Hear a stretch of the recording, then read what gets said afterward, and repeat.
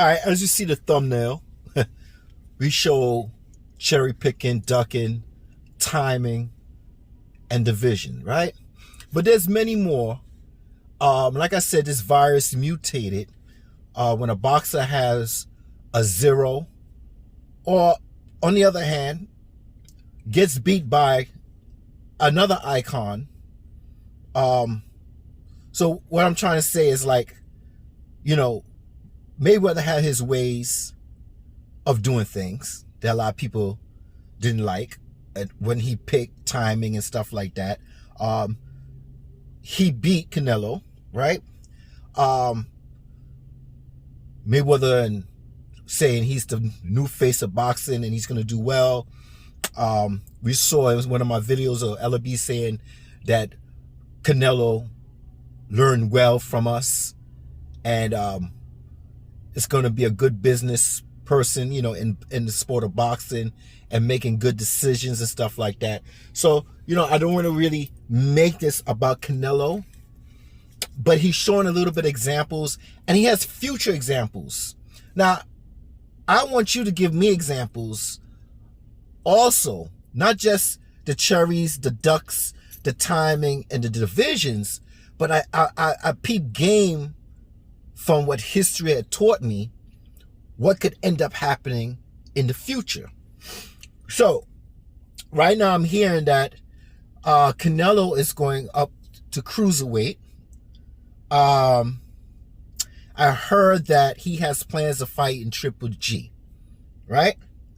And I heard plans that he's vacating all the belts.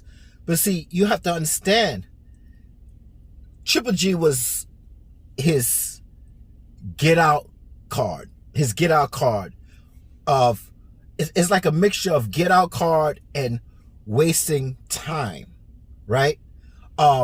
Him dropping the belts, well, the belts get shuffled.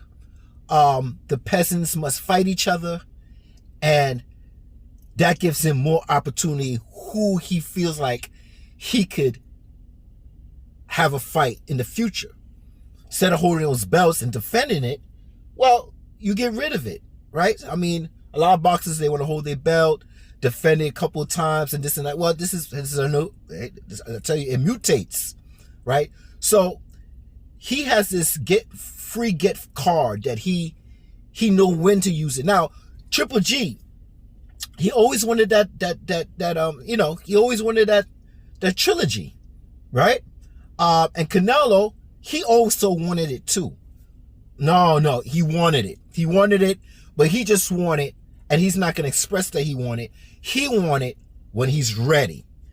And this is the time when it's ready, because you got David Benavidez, you got Charlo, Bivol, you got all these other fighters that everybody's on his back trying to push him to do. And he's saying, hold up, I'm pacing myself, and there's a way, it's like an illusion. You can't get mad at Canelo, but at the same time you can get mad at him, because actually he's fighting. He's fighting, but he knows when to fight and when to fight. Okay, this is the game of business, right? So, when you got other fighters calling out other fighters, but none of these fighters are fighting nobody, but you got this man over here keeping busy, making moves, and these peasant boxers over here, I'm just saying peasants as an example, because he's moving like a king, or not a king, but he's moving in a way where you gotta pace. He's pacing. You gotta follow him for what he's doing. Remember, he has one loss, right? But he lost to Mayweather, and that one loss, as time goes on, it's like a zero. And if you say it's not, well, it's on record, yes, but he's moving like he didn't lose. You see what I'm saying? He's moving like he didn't lose. So I have a couple of other things that I see from past history that I see that's moving on to the future with boxing, and what Canelo going to do in the future. And it's a couple of things he's going to do in the future, right? So let's say, like this this African dude from the Republic of the Residents of Congo. He's a champion. Now he's like 34, 35. It could be my opinion. It could be anything I said, but like I always say, like Manny Pacquiao, opinions doesn't mean nothing unless it's a fact. And I'm going to give that same opportunity to Canelo. So when it comes to Canelo, these are some things opinions that could be said, but it's not a fact. But learning from history, I know that sometimes these things happen. Now, this guy from the cruiserweight division, he's 34, 35. We're not too serious. Can he retire and say, I don't want to do boxing anymore? And a little bird told this to Canelo in his ear, and maybe if he gets a right enough money, he could take a dive. Maybe. We won't know that. We could say, yeah, this man could take a dive. I could say that all day. Oh, he's taking a dive. He wants to get paid, and then he wants to move on and leave boxing, and that's that, right? We don't know what's going on in that man's life. We don't know where his age limit is, and how long he's going to do this. Or is he has passion for the sport. Well, we could say that, but that's an opinion, right? So let me get back to the virus and how it's mutating. So if that's an opportunity that he's seeing he could take it. Now, if the man wants to fight him and he's going to fight him for real, and he's going to put his all 100 in it, well, let the best man win. That's all I can say. And like I said in my last video, if you saw, and I was giving you history and I was giving you information about clenbuterol, well, I did forget to say one thing in there. It does not just burn fat and open your air passageway, and it's for asthma and for people that have sports, it gives you enhancement where you could go longer with your stamina, right? It also burns muscle. Oh, great. Hold on. I got a call. Hold on. Let me get, sorry about that. So, where was I? Oh, God. No. Yeah, I was talking about the video I made with clenbuterol. So, people say, oh, he going to go up. And I was trying to explain how much weight is he going to go up to and how he's going to fall back. People are like, how you can go up to, 190 and he could go back down. Well, if you have a certain amount of clenbuterol in your system for the dose, well, you could also burn muscle and you can make weight. That's the beauty about clenbuterol. And knowing, because I used to take clenbuterol when I used to work. I used to mess around with certain compounds, and that's one of them for stamina.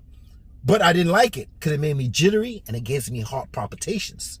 So that's not my choice. Okay, I don't like anything messing around my heart like that where I could feel it. All right, that's the illusion. If I ain't feeling it and it's messing with my heart, man, I'll probably take it. But if I feel it, and I'm sitting down and my resting metabolism, I'm sitting here and I'm just, well, I don't like it. And if I'm jittery and I got insomnia and I can't sleep, that means I'm too sensitive to that compound, right? If I took the compound early in the morning and then I still can't sleep at night and I'm working out and I'm running and my body still is like wired, like I can't stop sleep, I can't sleep, then that compound is not for me. Don't like that.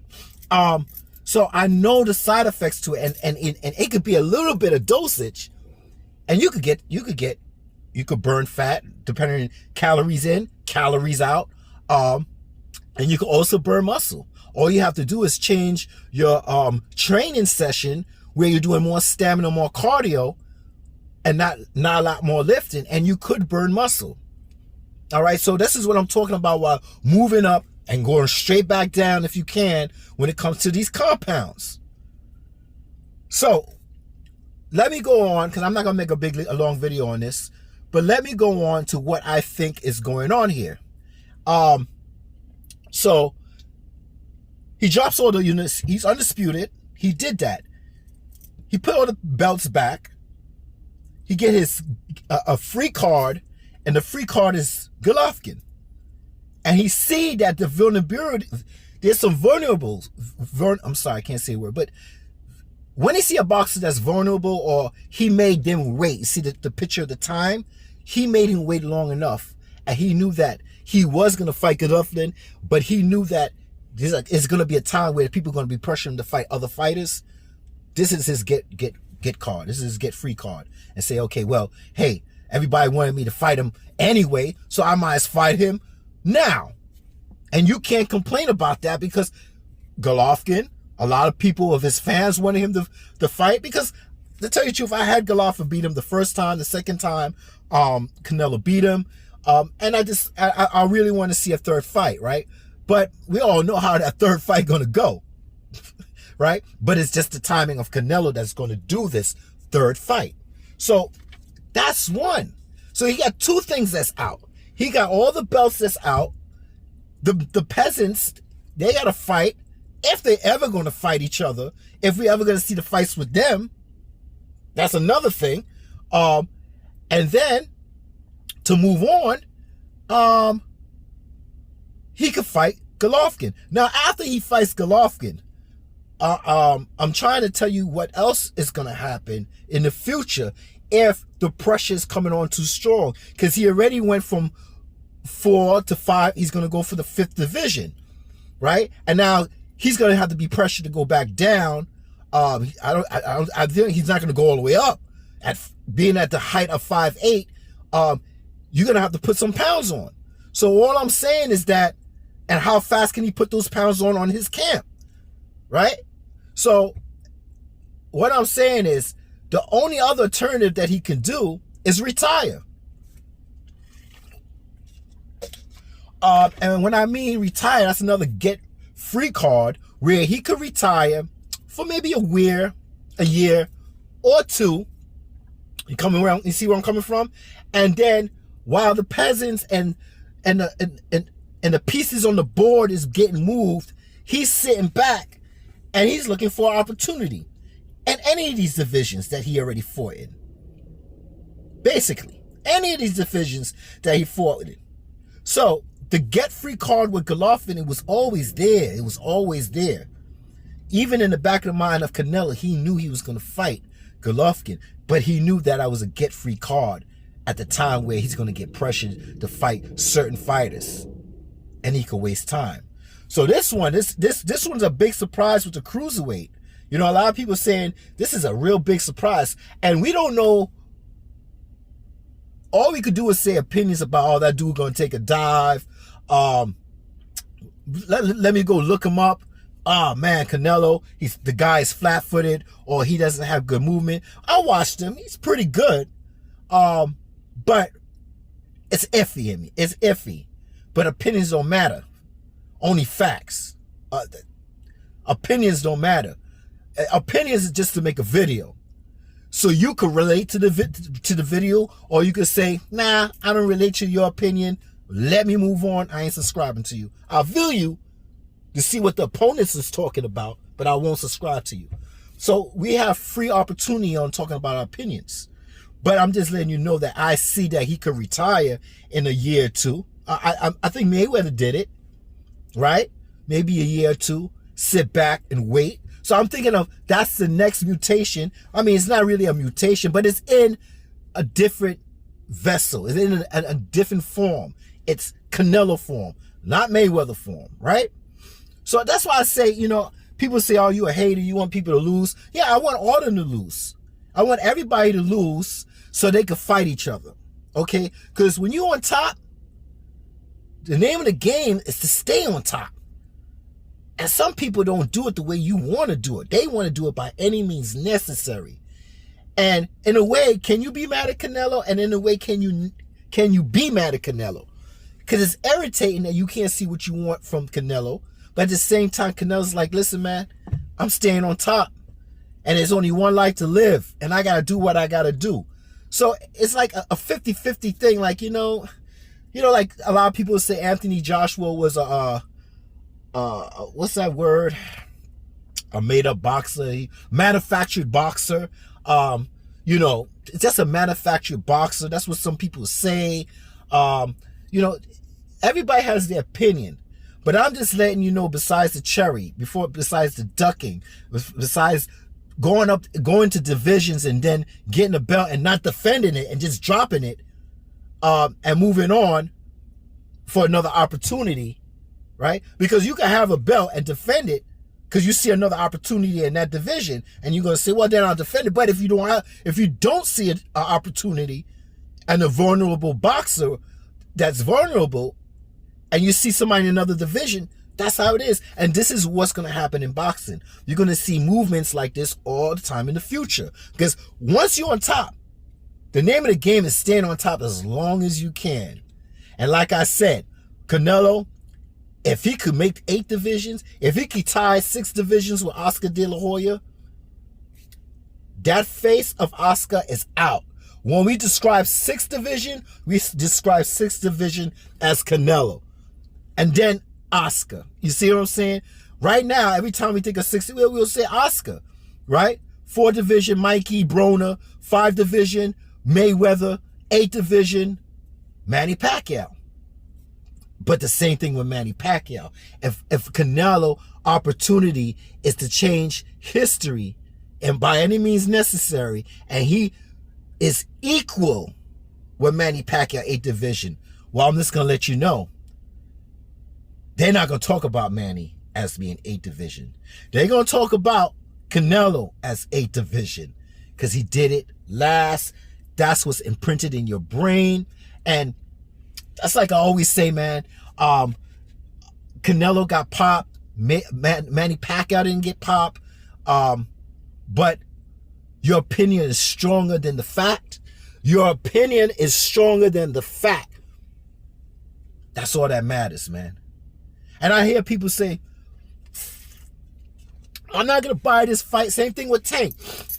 I'm not going to fight some of the things with Tank because I believe Tank will fight anybody. I honestly believe Tank will put that work in with anybody, man. I think he's just down like that right now. That's how my opinion feels. But I don't feel Mayweather's down like that because Tank is an image of Mayweather. When he wins, Mayweather wins. You see what I'm saying? Until the time when Tank gets to 40 or something close to that 50. Now Tank got to lose. Don't get this shit twisted, man. Then he got to lose, right? Because then you stepping on Mayweather's history of making and legacy, right? Well, we're going to take Tank as far as we can. But people say, man, I ain't going to fight. I ain't going to watch that fight with Tank and Pitbull. Okay, well, sit your ass over there and turn your head and don't buy it. But you're the minority. You're not the majority. Isaac Pitbull is Mexican. Regardless if you like him or not. And this is the thing that Mayweather did. That he knew about his own black people. I'm going to explain something to you. Now, there's black people that like him. And there's black people that don't like him. Okay? I like him in the ring. I don't like his character out the ring. But he's a man. No one's fucking perfect. No one's going to like... Listen, I can walk down the block and somebody could not like me because of my face and my voice. Or just look at me and say, I don't like that dude's face. He reminds me of somebody that fucked me up. And he could just have this bias agenda against you because of why you look. Same thing with blacks. We are so special. You know, when another race do something to us, but we do it to ourselves. A yellow bone will call a darky, a outfield nigger, right? And I'm an in-house nigga. And the dark-skinned brothers are always mad at the light-skinned brothers because they get a chance. But they black. We all black. So when it comes to this hatred with race, it's just in the category of hate. And I don't care. Hate, envy, jealousy. All these sins, right? Hate, you got a category. Race is within hate, okay? So it comes in any color, shades, and fades, yo. It doesn't matter to me. It doesn't matter to me right now. Yes, I understand the rules of the game of life and that as black people, we always going to be the bottom of the barrel. But like I said, Mayweather is an example to show you that he can make it. And this is the example I'm trying to tell you what he did. He knew he had to play the villain. And he knew that if he plays the villain, he's going to get more Mexicans to watch him. He's going to get more Europeans to watch him. He's going to get everybody to watch him because they want to see him fall. And what's the best thing that America like to see? in America? A black person falling. Look, listen, I don't like to talk about race on my channels and use it as a crutch, but this is what it is. And this is why I say, Medu, I might not like him outside the ring, but he's smart and he did it. He did it, right? I might not like that last 50. I feel that 50 wasn't a 50 because he fought a UFC fighter, but it's in the record books. That's why I keep saying 8 divisional fight lineal. It's in the record books, regardless if you like it or you got some details about he's 7 or 6. It doesn't matter. I'm giving you equal opportunity with Mayweather, Manny Pacquiao, Canelo, or whoever. That's where it goes down. That's why I say when Canelo get popped, that's in the record books. He got popped. That's a fact, not an opinion. So if you in your feelings, shut that shit down. Shut that shit down. So this is why Mayweather is so smart. He said, man, in order for me to be on top and got everybody watching me, I gotta let people hate me. I gotta let people hate me. And who gonna hate me the most? Not my skin color. Other people that's not black is gonna hate me the most. Because this is the part I'm gonna play. Because I'm gonna play on their racism. I'm gonna play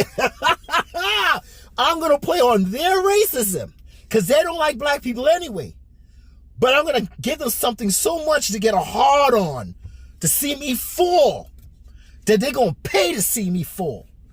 You get where I'm coming from now? So that man did it. So I don't care about, oh, yeah, the black man always, but he was smart. Yeah, he might not be able to read or all this foolishness, but you don't have, you could have common sense and not be book smart. You could be good with mathematics when it comes to your money, but not to a test. Okay?